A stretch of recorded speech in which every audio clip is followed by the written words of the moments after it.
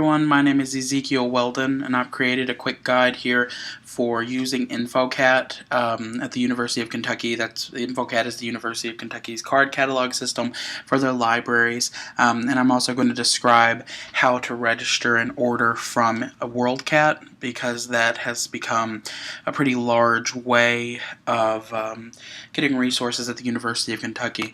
Who should be using this guide? I really created this guide very basically. It's usually geared towards freshmen, but it can be used for sophomores, juniors, seniors, graduate students, visitors to the library, really anyone. You can also take some of the Library of Congress information from this and apply it towards your research library if you're not at the University of Kentucky. Library of Congress is just the organizational system for books and other materials. Usually you'll find it more in physical materials, so movies, books, periodicals, things like that. But again, all that it does is organize things. It's usually at all research libraries, and so that's why I say that you can take it and you can use it at your own research library if you're not at the University of Kentucky. But there are some changes in that. Some public libraries, they don't use Library of Congress, and then also some young adult and children's sections, they'll use Dewey Decimal due to its simplicity. Most people don't really like Library of Congress because it doesn't make a lot of sense, but I'll explain that later. InfoKat, before we get any more into Library of Congress, InfoKat, like I said, is the University of Kentucky's card catalog system for their libraries, and it can be found at libraries.uky.edu. Libraries.uky.edu has recently undergone a facelift. They've really kind of put InfoKat Discovery right there, right in front of you. So you can type in, if you already have a book title in mind, you can put that there. If you want to search by keywords, really just anything. I went ahead and did a search just for an example for Harry Potter and the Prisoner of Azkaban.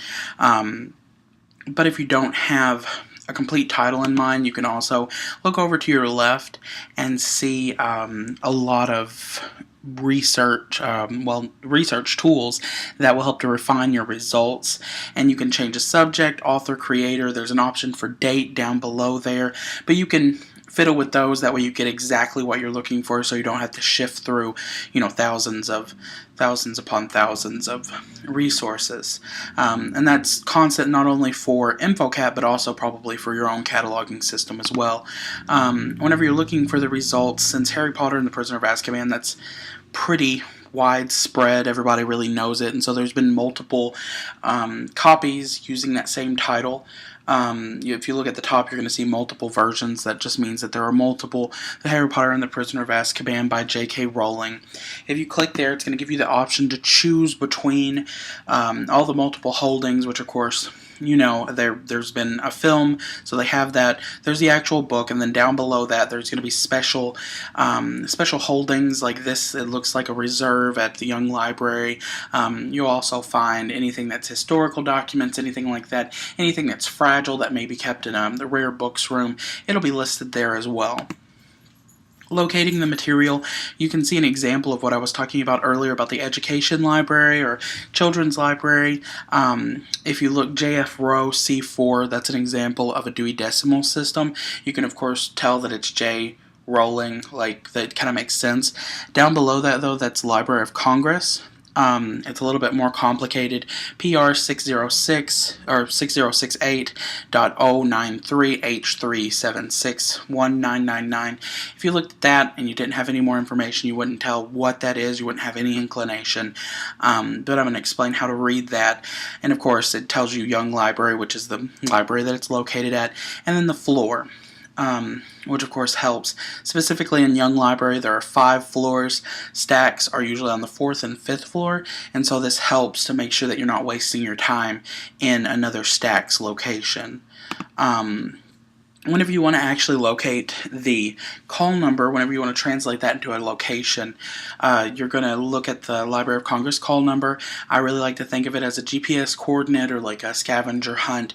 The first thing that you're going to see are 2 letters. Sometimes it's only 1 letter, and this represents the subject and the sub-subject that the book is under.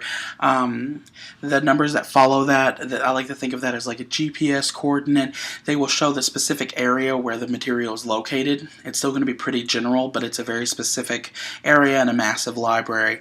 The numbers that are followed after that, which can be a mixture of numbers and letters, those act as like the final homing beacon. They're specific to that book only. And if you follow those, they're going to find exactly where that book is, exactly where its home is. And after that, you can also find volume, version number, date published. It really is just to narrow it down to make sure that you're not looking for the wrong book. And so this is an example of a Library of Congress and how to read it. You're going to go line by line. Again, 2 letters, subject and subsubject. The second layer is going to be, or the second level is going to be the number. You're going to read that all at once. The numbers below that are sometimes going to be mixed with the letter. And then 1991, 1991 could be the published number. It could be the year it was published, rather. It could be volume. It could be really anything just to differentiate itself from around there, the books around it. This is an example of that. This is an example of that. It just shows you that that there are differences between books that are similar, and you can look at this. You can see that the call numbers are roughly similar, but they each represent a different book that's similar to one another, like the subject material is similar. A few things to consider, though, is that even though everything in the library is done by Code of Congress, some things are in special places. Periodicals are always on the 3rd floor. Some reference materials you have to check out from the reference desk. Movies are usually at the AV desk, located in the basement of Young Library. Some books are only held in certain libraries, so make sure to pay attention to that. If you're unable to find a book and its location and the card catalog says that it's not checked out, you may want to check with the good people over at the circulation desk. They may know where you can look. And then, of course, interlibrary loan, that's where we're going to get into Worldcat, and utilizing other library stacks so that you can really do what you want to do with it. Interlibrary loan, also known as ILL, is an option that not only UK but a lot of research libraries offer. You may actually borrow a book from UK, but that's what it is that UK reaches out, they have a contract, they borrow the resource that you want, and you'll bring it in. Please note, though, that your privileges for this may not be the same as your home library. They may give you 3 or 4 months to have this book back, but an ILL book maybe would due back in 7 days, or you may not be able to check it out to go outside the library at all. Worldcat, you can get there by either going to worldcat.org, or there is a link to it on UK's library homepage. To create an account on Worldcat, you're going to look at the upper right-hand corner, and you're either going to sign in if you already have an account, or you're going to create a free account. You can go through this process. It is important to note that once you create one, as a UK student, you are going to have to contact the ILL department and Young Library and discuss with them your account. That way everything can get set up. If you find any problems with this, do contact them, because they can be a good resource. Whenever you're finding materials, I went ahead and did a search for Harry Potter and the Prisoner of Azkaban. You're going to see over to the left side, again, you're going to be able to narrow down your search. But if you click on Harry Potter and the Prisoner of Azkaban, it's going to take you to a page where you can see more about it. If you go down farther, you're going to be able to see the libraries near you that have that book. If you click on one of the libraries, it's going to take you to this page.